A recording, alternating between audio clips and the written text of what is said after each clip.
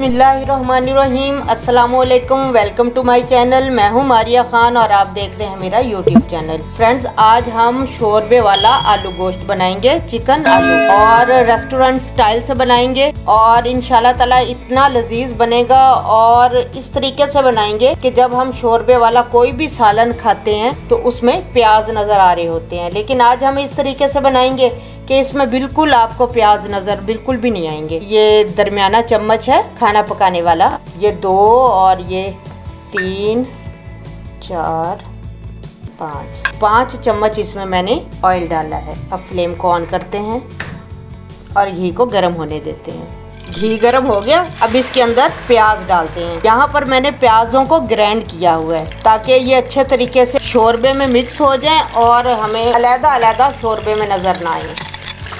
इनको हल्का सा सुनहरा कर लेते हैं प्याज को। हमारे प्याज जो है वो हल्के सुनहरे हो गए। अब हम यहाँ पर छोटे टुकड़े दालचीनी के, एक बड़ी इलायची, 2-3 छोटी इलायची, एक बादियान का फूल, छोटी सी थोड़ी सी काली इलायची और 2-3 लौंग इसके अंदर शामिल कर देंगे।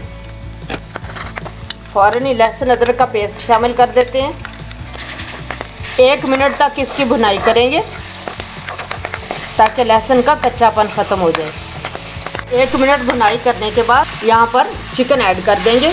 यहाँ मैंने आधा किलो चिकन लिया है जिसे मैंने धोकर अच्छे तरीके से साफ़ कर लिया था। अभी 5 मिनट तक अच्छे तरीके से इसकी भुनाई करते हैं। यहाँ पर 2 मैंने टमाटर लिए हुए हैं जिन्हें मैंने ग्राइंड कर लिया था। ये मीडियम 2 टमाटर हैं, ये हम इसके अंदर ऐड कर देते हैं। अब यहाँ पर गोश्त की भुनाई मैंने 4 से 5 मिनट अच्छे तरीके से भुनाई की है। फ्रेंड्स, आपने इसकी भुनाई में कोई कसर नहीं छोड़नी, अच्छे तरीके से भुनाई करनी है गोश्त की। इससे इसकी स्मेल भी खत्म हो जाएगी और टेस्ट इसका 100 गुना बढ़ जाता है गोश्त का। और यहाँ अब हमने टमाटर डाल दिए। टमाटर डालते ही हमने फौरन स्पाइसेस ऐड करने हैं। 1 चम्मच जो है ये पिसा हुआ धनिया, 1/2 चम्मच हल्दी, तकरीबन 1 चम्मच नमक, इसे हम बाद में भी चेक करेंगे नमक को, और 1 चम्मच लाल मिर्च पाउडर। आप अपने टेस्ट के मुताबिक कम या ज़्यादा कर सकते हैं। इनको अच्छे तरीके से मिलाते हैं। 1/2 चम्मच यहाँ पर ज़ीरा पाउडर डालूंगी जिसे मैंने थोड़ा सा भून लिया था, रोस्ट कर लिया था। अब इसके थोड़ी सी हम दोबारा भुनाई करेंगे अच्छे तरीके से। ये देखिए मैंने अच्छे तरीके से भुनाई कर ली है और ये देखिए मसाले ने ऑयल रिलीज़ करना शुरू कर दिए। यहाँ पर अब हम इसके अंदर आलू ऐड कर देंगे। ये बस छोटे साइज़ के दरमियाने का स्लाइस किए हैं मैंने। आप जिस शेप में भी चाहें आलू ऐड कर सकते हैं, उसी शेप में काट कर इसकी थोड़ी सी भुनाई अच्छी तरह फिर करते हैं दोबारा। डालने के बाद मैंने 1 से 2 मिनट इसकी अच्छे तरीके से ये देखिए भुनाई कर ली है।